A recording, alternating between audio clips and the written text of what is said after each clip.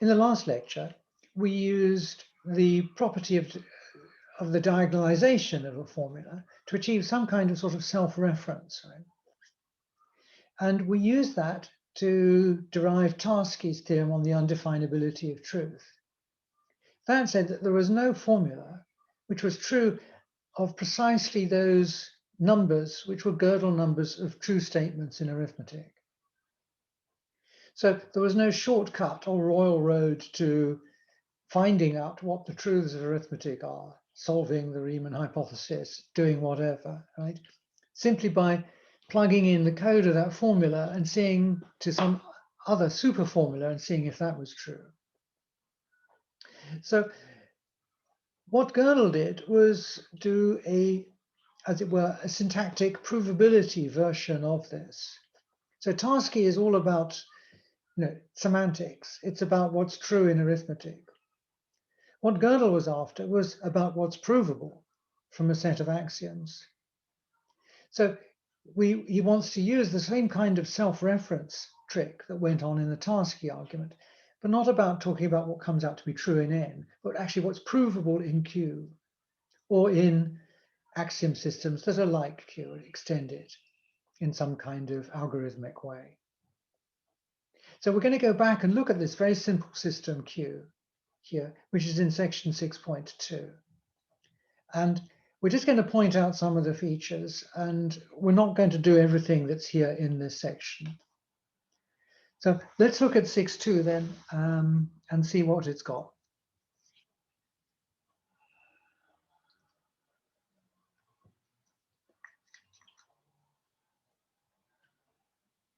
So 6.2 is the axiom system Q revisited.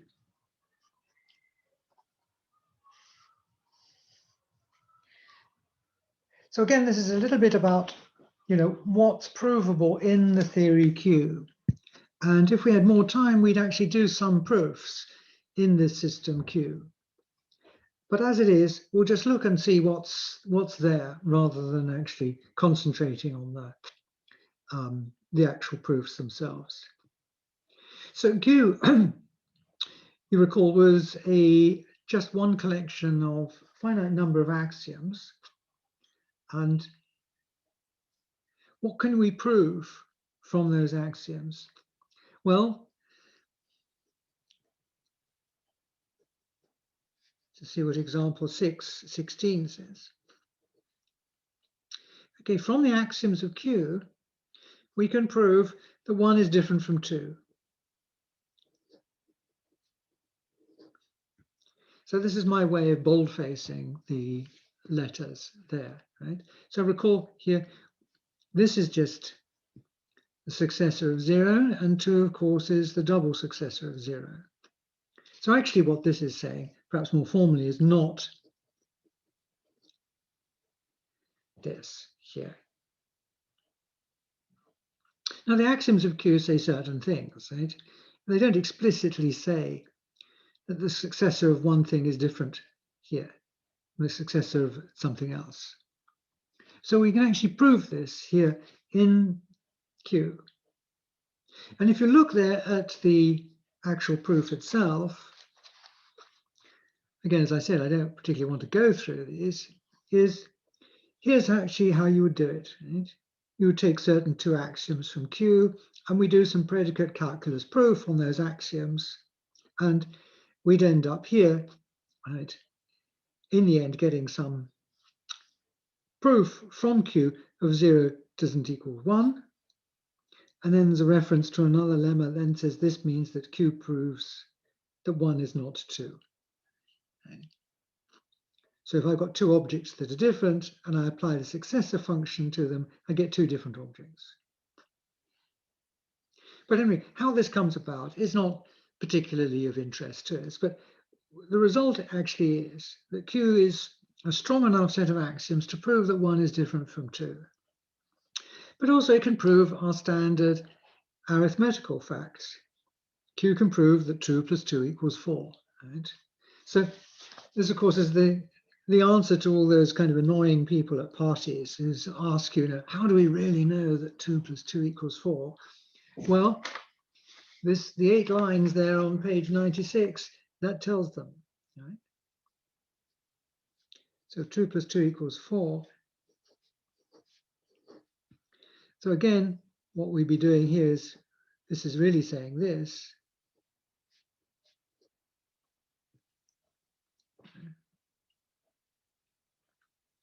So in general, right, we can prove simple statements like this in Q of the kind that we think are kind of obvious. Right? So in section 621, 6.21, sorry, this is called arithmetical results in Q. There's a kind of, again, a sort of library of results here is built up, right? And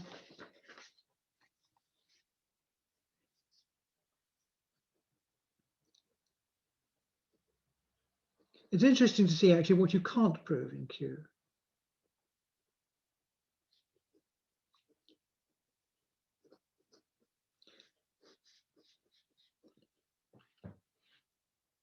We can actually prove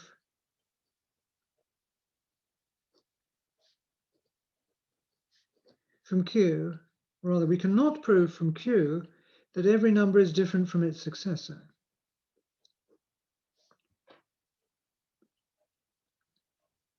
Now this might look very strange at first. Right? Well, we can prove the natural numbers are different from their successors, but this string turns out not to be provable from Q. And how one establishes it is by finding a structure in which Q is true and in which this is false. And then appealing to the completeness theorem. So we know we couldn't prove this from Q. Of course, the structure in which Q, together with the negation, or together with this here, it would have to have something in it some object in it which was its own successor. So you take something that looks like natural numbers and you throw in some kind of infinity or something like this. But again, we're not going to bother about this. It's done there in the text, an example of a structure extending the natural numbers. But we shan't need this. Uses some structure, and I think it's called n double star in the notes, right? Sorry, n star.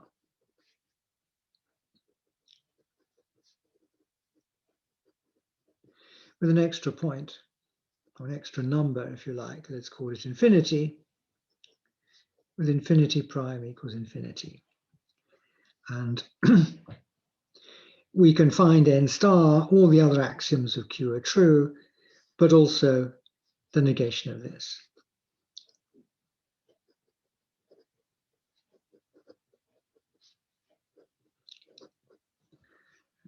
We have that Q is true. But anyway, this is by the by, right? This is not going to affect us later on. Right? But it's to say that the axiom system is, it's strong enough for what we want to do, but it's a rather weak system because it can't prove certain things that we think of as obvious about the natural numbers. 619 again gives us some things that aren't theorems, but let's skip that. Let's just look at what we can do.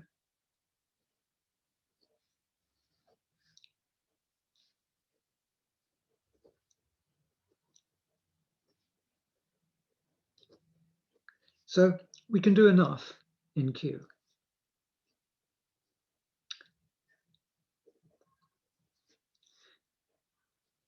If m equals n, then Q will prove that the term here, 0 followed by m primes, is the same as the term 0 followed by n primes. Right? But if m is different from m, then Q will prove that these terms are different. So it's kind of a little bit adequate like this.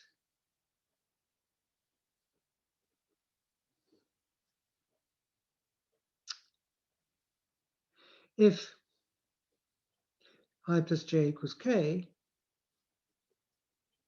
then Q can prove I plus j equals k. I mean, what does it mean to prove this? It means that we've got this plus function here, and we've got these terms with these primes in them.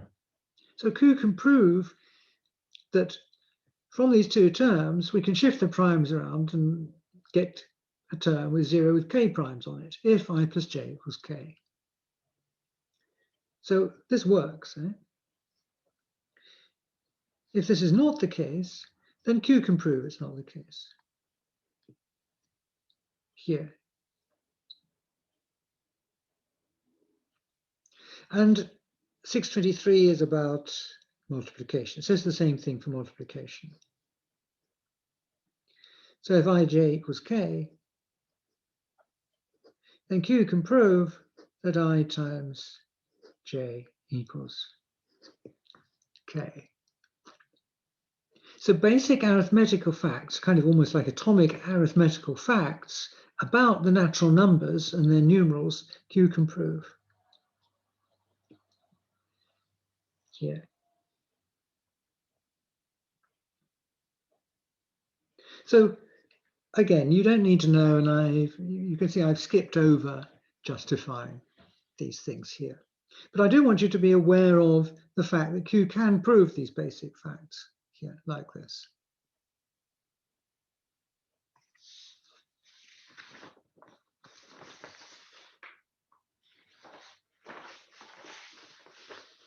So you might think that Q is kind of useless because there are certain things that it can't prove, but actually the contrary is true.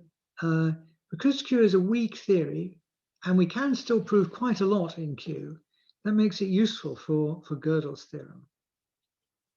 And what you can do in Q is show that all sorts of functions, not just addition and multiplication, work out well in Q, but actually all recursive functions work out well in Q. So we'll formulate a way of expressing that, and that's at the beginning of section 6, 2.2.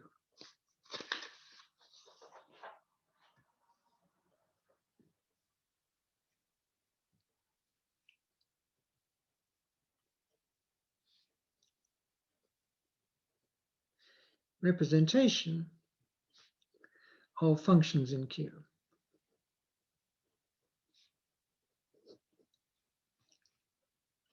Okay, so we've just seen, that plus and times, let me just say, they work out well.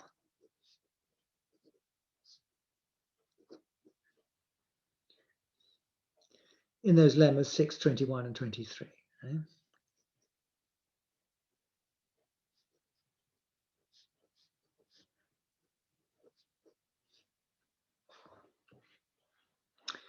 And what we'll assert now is, in fact, all recursive functions work out well in Q.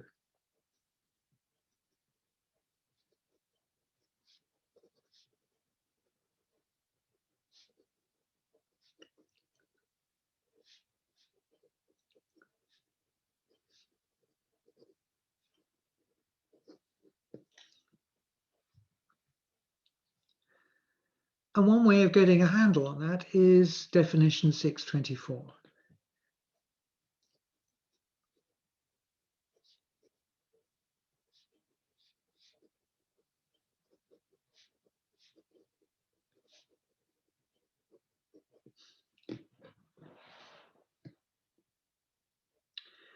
So let's see what this says.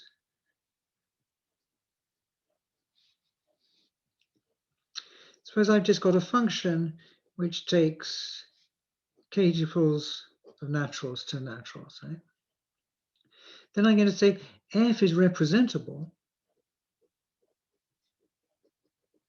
in Q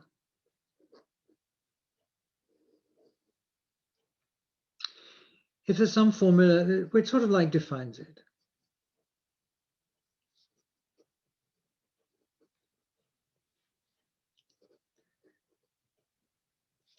And it's got variables vk up to vk plus 1. Okay. With free variables just here.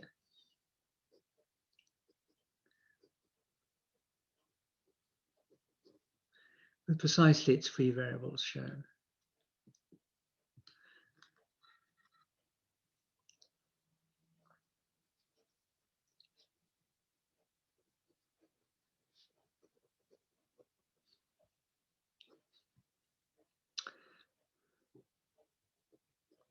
So that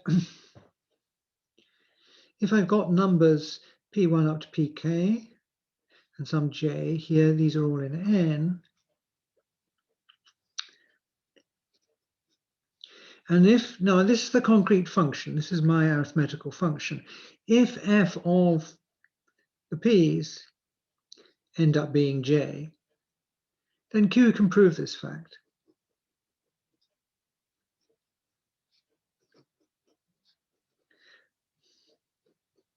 About the P1 up to Pk and J. So the formula is sort of like giving you a piece of the graph of the function. This is giving you some positive information here. Right? Recall what we saw with addition. Right? If I plus j equals k, Q can prove I plus j equals k. So this is the formula about these three things that Q can prove. It's the same kind of idea behind this. There's a formula that tells me something about the graph of f. Right?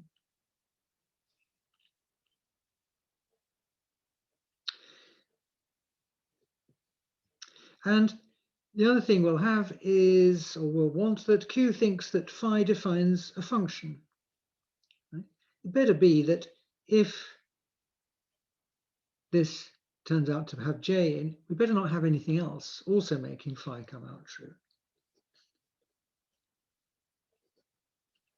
So for all vk plus 1,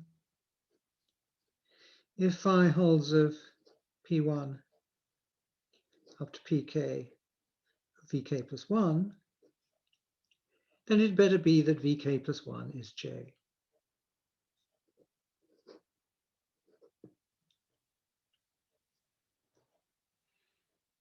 So it's functional. Phi is defining a function. We can't have two different things in here making phi come out true. Yeah. It has to be j. Something makes phi come out to be true. It's j. If f of p vector is j up here. So this is the idea. This is how we kind of capture that a theory like Q or something that perhaps extends Q represents certain functions. So example here, we look at the projection function.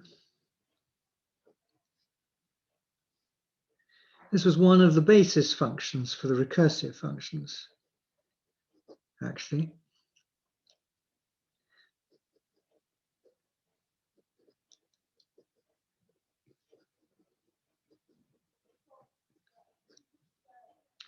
And the idea is that from an I tuple of things, it picks out the jth one.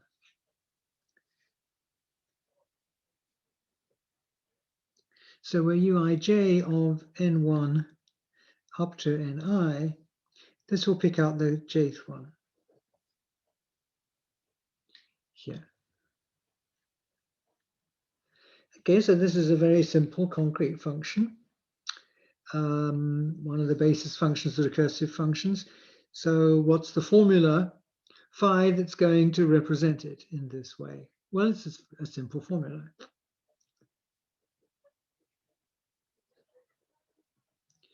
Well, it just says all of these, the V1s, all up to the Vn up to I.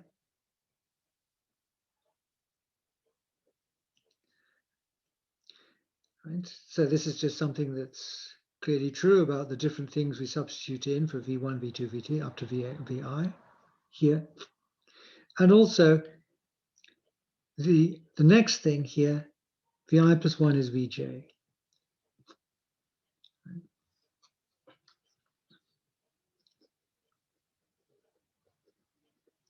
This works because we can show in Q.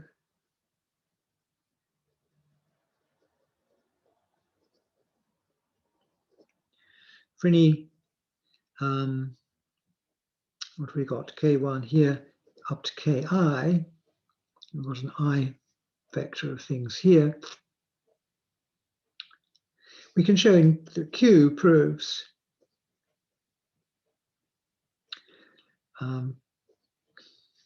and these are all supposed to have circles around them.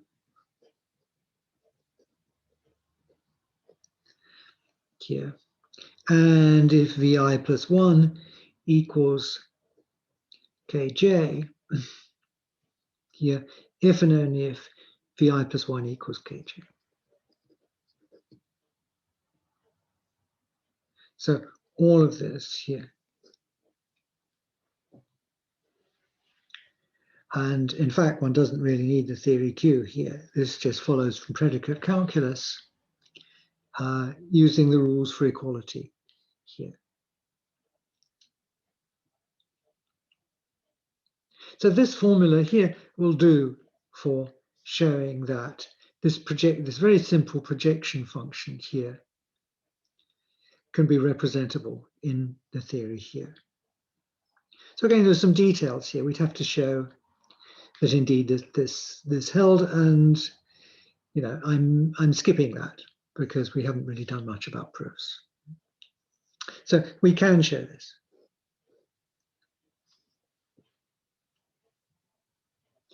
And actually, the next theorem, again, whose proof we'll omit,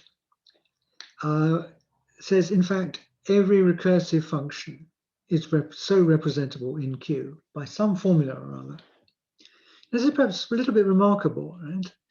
It's saying every computable function can be represented or defined inside this theory Q. But Q looked like a rather weak theory, but nevertheless, that's the case. Right? One can show this. So that's the statement of 627. Right?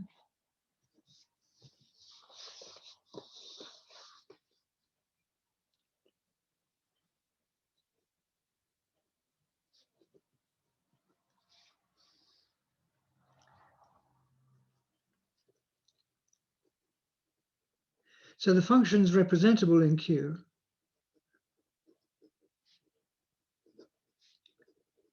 are precisely the recursive functions.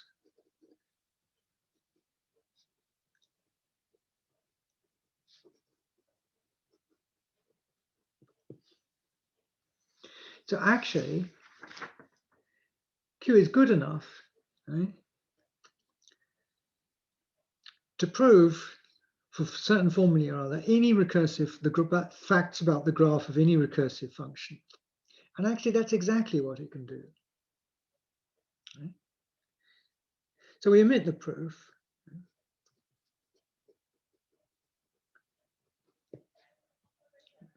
There's a reference there to one of the texts. Right?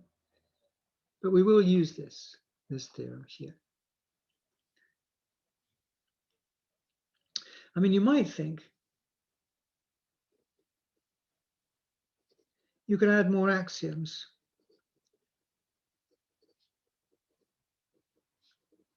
to Q and represent more functions.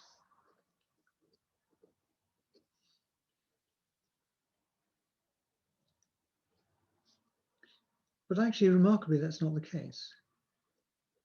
Well, in the following sense.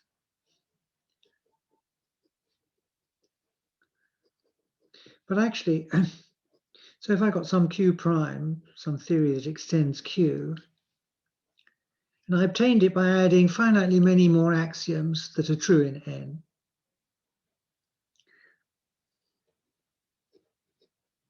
So Q prime minus Q is finite.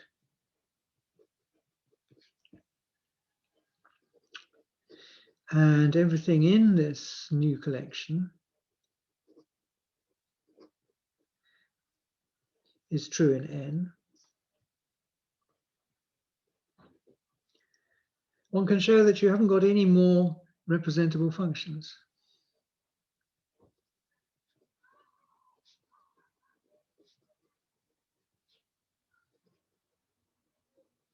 So there are no new or no further representable functions.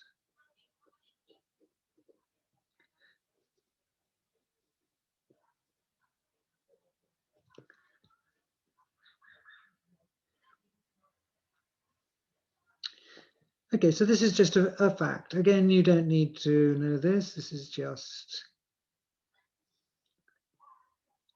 an interesting comment right here.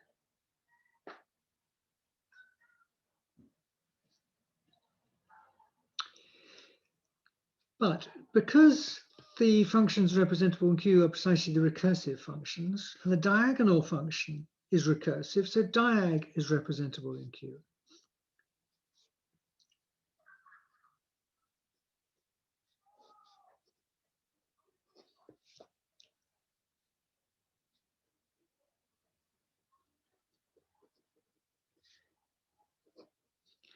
So again, let's remind ourselves what that is.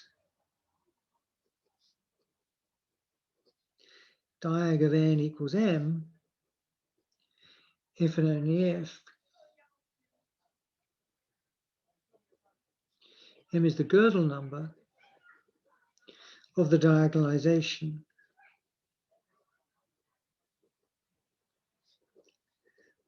of the formula with Gödel number n.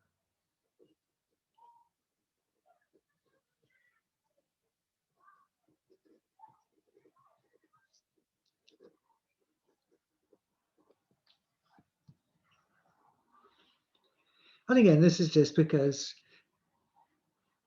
to take a formula and build up its diagonalization is an easy matter, right?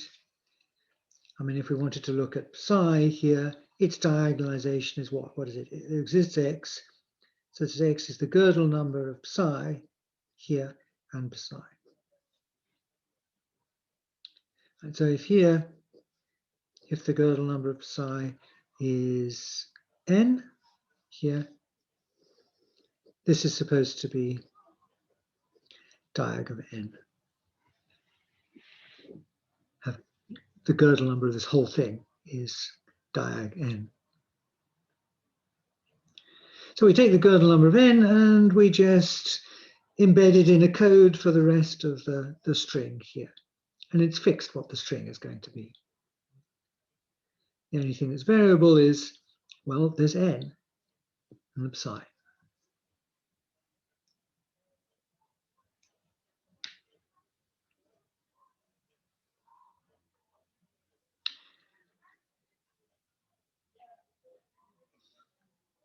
So we have lemma 629 here.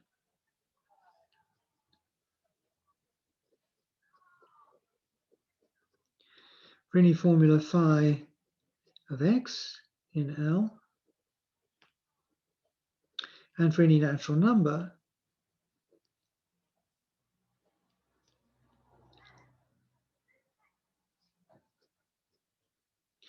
Q proves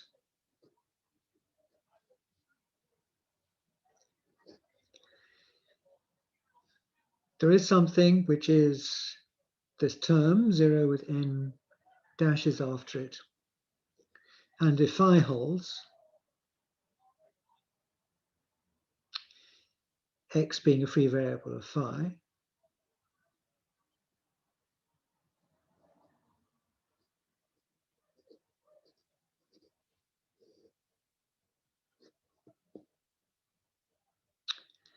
then I can then say this here, this is true. This I can prove in Q, there is something that's like this, if and only if phi holds, when I substitute n for the free variable, x. And actually, this isn't really about Q, it's just about predicate calculus. And in fact, it's something that was there in the chapter about deductive systems. It's just Lemma 371.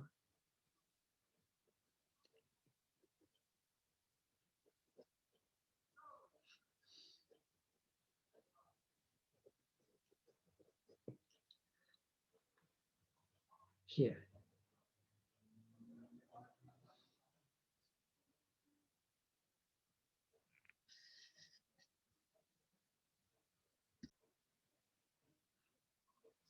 So also from this, here, we'll get what looks like a diagonalization again. So this is just corollary 630.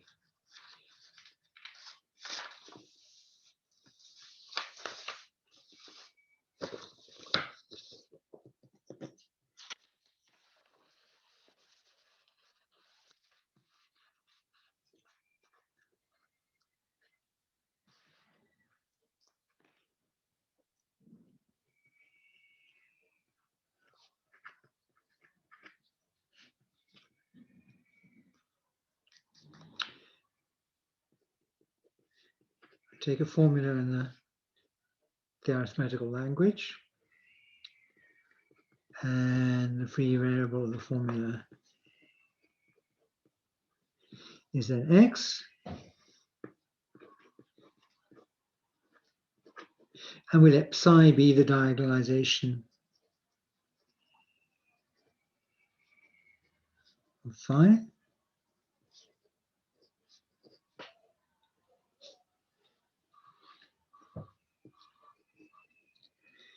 Then what do we have? We have in Q, psi holds if and only if phi holds of its own Gödel number, or a numeral for its own Gödel number here. But this actually is just coming from this lemma here.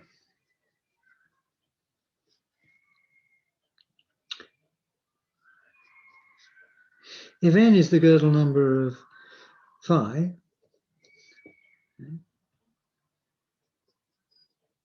then what is psi?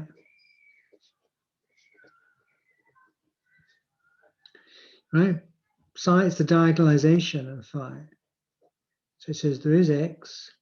So x is the Gödel number of phi here, and phi holds. So this is what psi is. And this is the diagonalization of phi.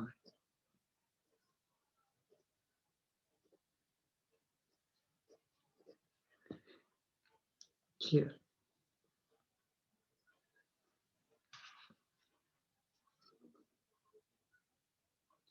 So, and then what is, well, n here is the Gödel number of phi, right? So this is n in here. So there is x, so the x equals n, and phi holds then with n in place of x, right? And phi with n in place of x, it's free variable. And then this is just in other words, it's just this, right? Because n being the Gödel number of phi here. So another way of writing this is, again, just to say that this here just is the Gödel number of, this is the Gödel number, and this numeral here is this numeral. Sorry, gone off the page.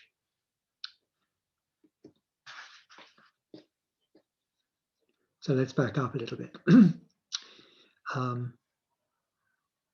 If n is the Gödel number of phi, right, then psi is this diagonalization here,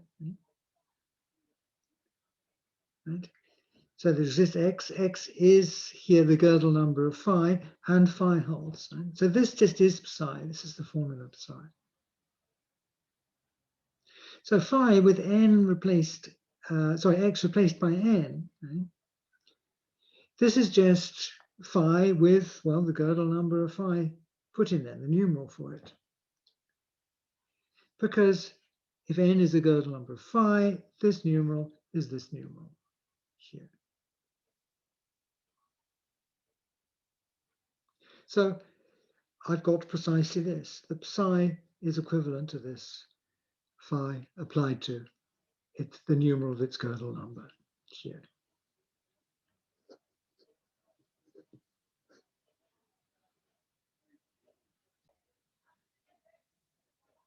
I suppose it would be clearer to say why the, sorry, perhaps I haven't said enough why the punchline holds. The punchline is coming from the lemma up there. After all, here, this is psi, and this is phi of Gödel numbers of phi. Okay, thus, okay, so from lemma 629, I've got that Q, this is proving that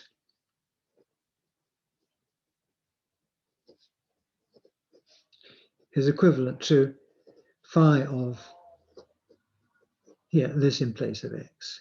But this is psi. And this is phi with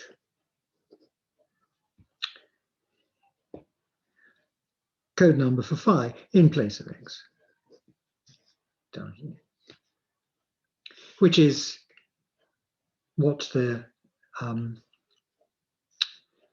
lemma is saying, right? Or what the corollary 630 is saying. So maybe I'll write down here corollary 630.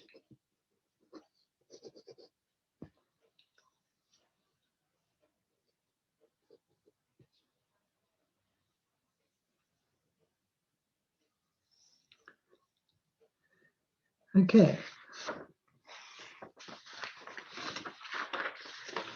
631 we don't really need, and so let's just now look then at the diagonal lemma 6.3.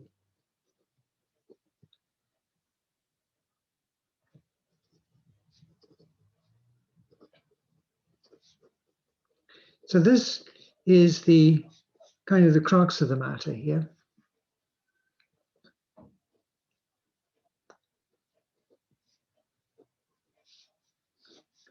So the diagonal lemma, right?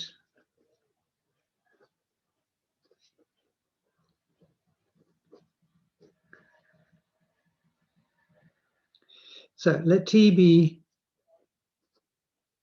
a set of sentences, set of axioms, so a theory.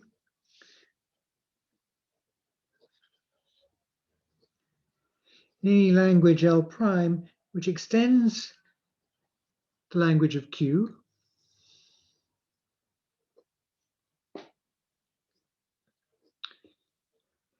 and in which diagonal is representable.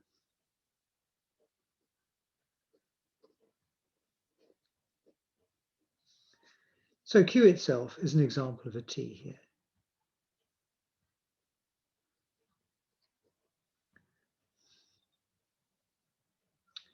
So e.g. Q. So then given any formula,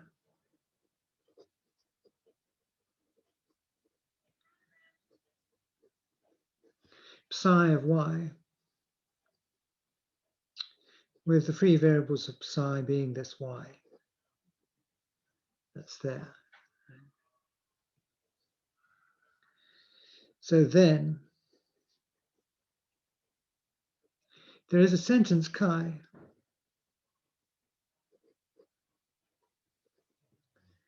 in the language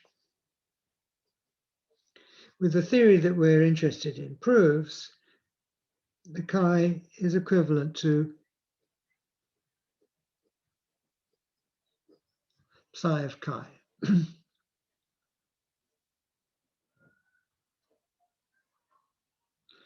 So you should compare this to what we were doing before when we were talking about Tarski's theorem on the undefinability of truth. We were doing diagonalization. We were talking about equivalences like this being true in N. But here we're talking about being something provable in the theory T. Right? So this is much more concrete, if you like. So what we've got is that chi is equivalent to the formula where we insert the Gödel number for chi in for the only free variable in the formula. Now I give two proofs for this, and you only have to worry about the informal first version. If you're interested, you are welcome to read the formal second version. But all we want to take away from this is this informal version here.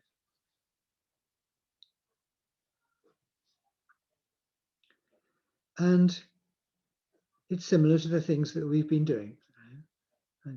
I've been warming up to this point here. So we, in 3 steps, first step, we define phi of x to be, there is a y, so the y is the diagonal of x, and psi holds of, sorry, don't need corners here, psi holds of y.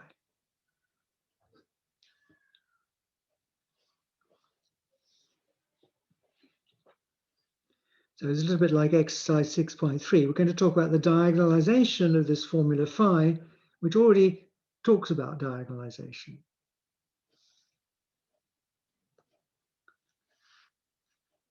So 2,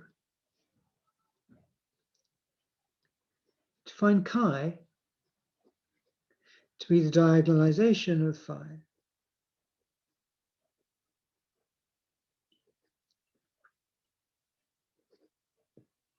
So what does that mean? What is chi? Chi is to be, as usual, the diagonalization of phi is to be this. That's just the definition of diagonalization.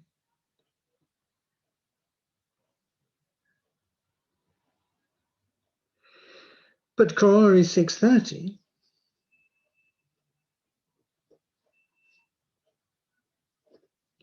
right? It then said that from Q, we prove that chi is then equivalent to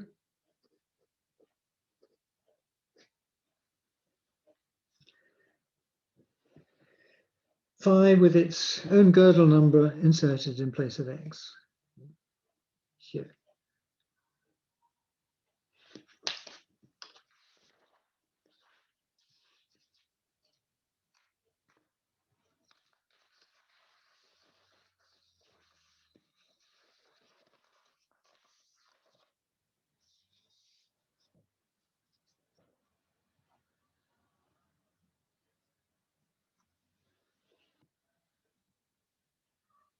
So now we'll just plug in, right, what the definition of phi is down here.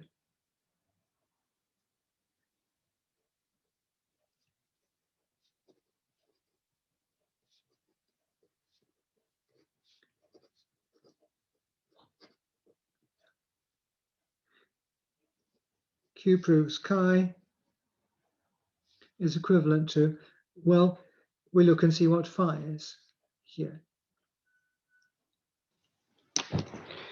So now we just plug in here the definition of phi. So here's phi at the top. Definition of phi here yields, okay.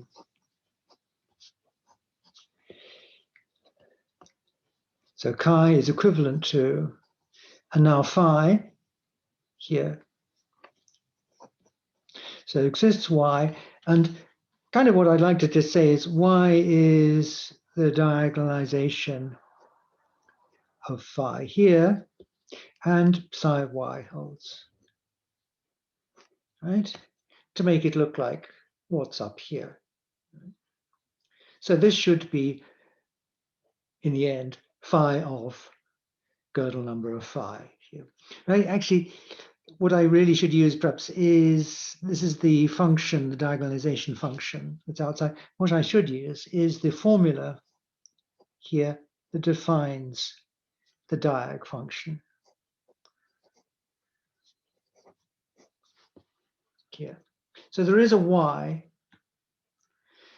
such that y is a Gödel number of the diagonalization of the formula of the formula phi that's here. But another point is that chi actually is the diagonalization of phi here.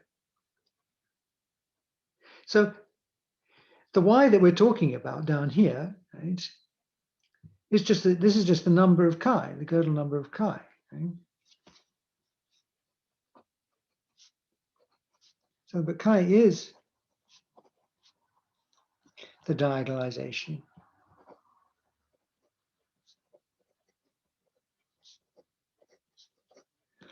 of phi. So what we're going to say is then that, okay, Q proves this Y is this chi down here.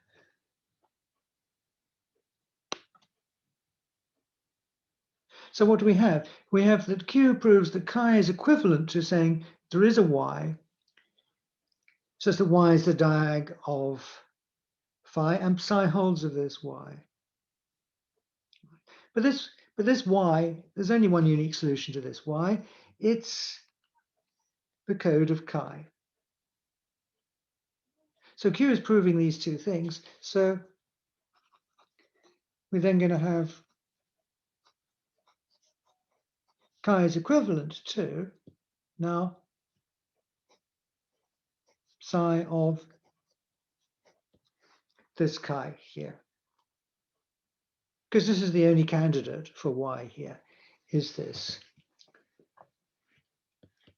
code of chi that's here. But this, of course, this is just what we're after. So we're done.